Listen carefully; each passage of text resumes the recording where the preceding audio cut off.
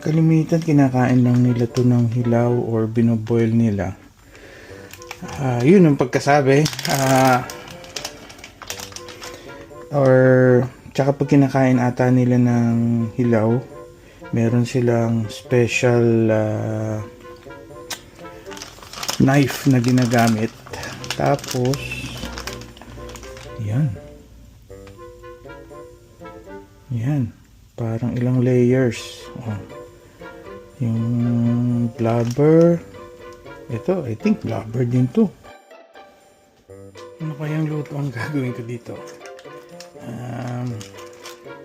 Nilaga, adobo, sisig, ricado sa pansit, or parang lechon kawali style, o bake. Tingnan natin.